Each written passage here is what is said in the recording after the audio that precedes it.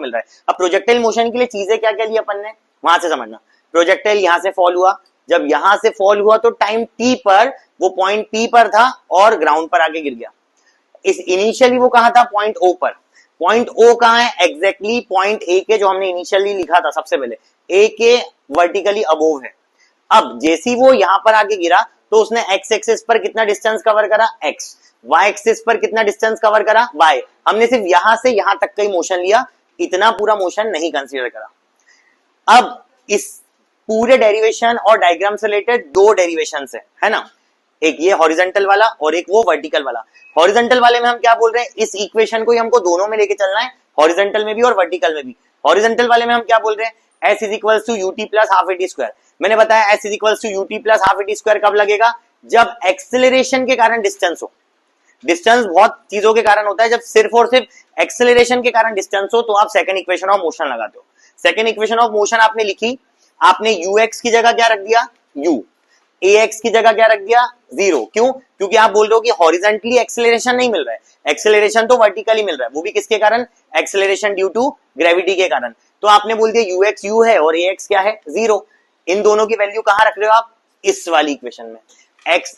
x की जगह पर ux की जगह u जो है ux आ जाएगा, यहाँ पर a की जगह पे ax आ जाएगा और आपकी इक्वेशन इसमें बदल जाएगी। फिर उसमें भी क्या रखना है? ux की जगह u और ax की जगह क्या रखना है? 0। अच्छा, हमने यहाँ पर xx क्यों लिया है? क्योंकि सारी बात x एक्सिस की मतलब हॉरिजॉन्टल डायरेक्शन की हो रही है। हमारे पास ये इक्वेशन आ गई। अब इस इक्वेशन से हम क्या निकालने जा रहे हैं?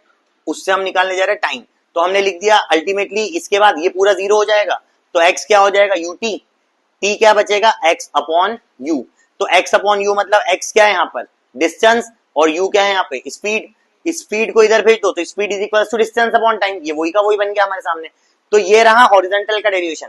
हॉरिजॉन्टल के डेरिवेशन से हमने ये क्यों निकाला? क्योंकि इसको फिर हम कहां यूज कर रहे हैं? यहां पर।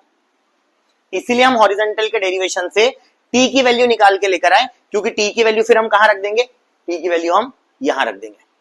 अब ये वाले डेरिवेशन में भी हमने स्टार्ट कहां से करा? सेकेंड इक्वेशन ऑफ मोशन से ही हमने स्टार्ट करा। अब यहां पर भी दो चीजों की आप वैल्यू बदलोगे, एक वेलोसिटी की और एक किसकी? एक्सेलरेशन की। जब आप वेलोसिटी की वैल्यू बदलोगे तो uy की जगह आप क्या रख दोगे? 0। uy की जगह आप 0 क्यों रख रहे हो? क्योंकि आप बोल रहे हो कि वर्टिकल डायरेक्शन में कोई वेलोसिटी में चेंज नहीं आ रहा है। तो वर्टिकल डायरेक्शन में आपने वेलोसिटी कितनी ले ली? 0। टाइम आपने कितना ले लिया? t। और एक्सेलरेशन की जगह आपने ले लिया एक्सेलरेशन ड्यू टू ग्रेविटी, मतलब क्या? g। इतना पार्ट आपका हो गया 0, तो बचा क्या? Half gt square. y is equal to half gt square. यहां आपका डेरिवेशन का हाफ पार्ट हो गया कंप्लीट।